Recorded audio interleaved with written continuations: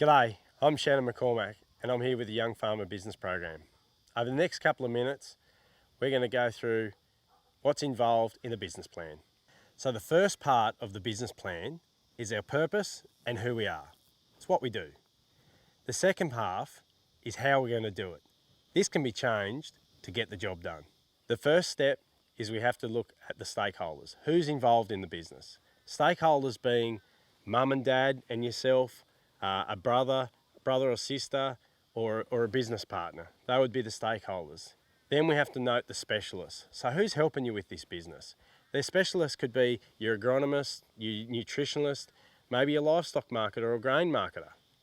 So the next step is the overview of the property. Who owns it, who manages it, and then a description of the property, as in infrastructure on the property and land size. Then we move on to business details. So things like the structure. Is it a company? Is it a partnership? Is it a trust? Now we move on to the financials, showing most recent profit and loss and balance sheet, listing any current loan facilities, just so we can see what's been going on in the business. Now we move on to the fun part, a SWOT analysis.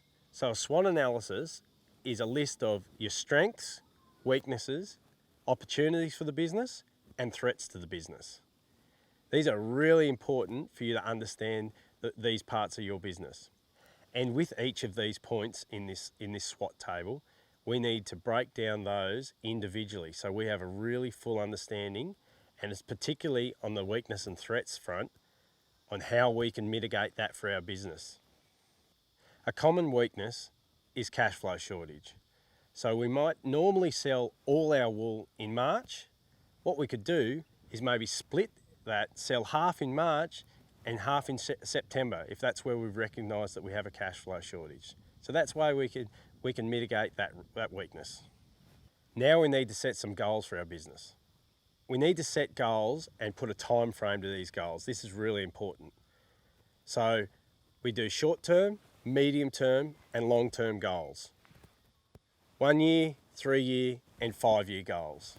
That way the business has something to strive for. The next thing is a production plan, what we're actually going to do. So this could be planning on how many cows we're going to run, or what crop we're going to put in and how many hectares. So we've looked at what we're going to do. Now we have to set a month by month schedule on when we're going to get it done. All of this structure may seem unnecessary, but most of the clients I see as a rural financial counsellor don't have these structures in place, and that can lead them to needing assistance.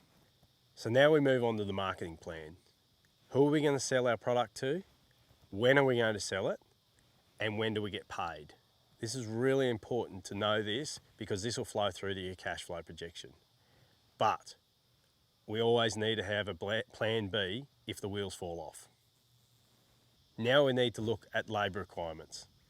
So we need to know if we need a hand and when we need help. For example, land marking, sowing or harvest. Understanding if we need a hand, we can plan when we need to organise this help. Now we have a solid business plan, we need to match this with our financial analysis. This is where, as seen in other videos, the cash flow projection comes in. So now for a really important one, understanding the risks to your business. We need to have a really deep look to understand all the risks associated with your business so we can limit any surprises. So in summary, we understand that ag and business, things change. So we need to view this business plan as like a live document, so we can tweak and change where necessary. So if you'd like to have a crack at a business plan, jump on the Young Farmer Business Program webpage and find their business plan template. Give it a go.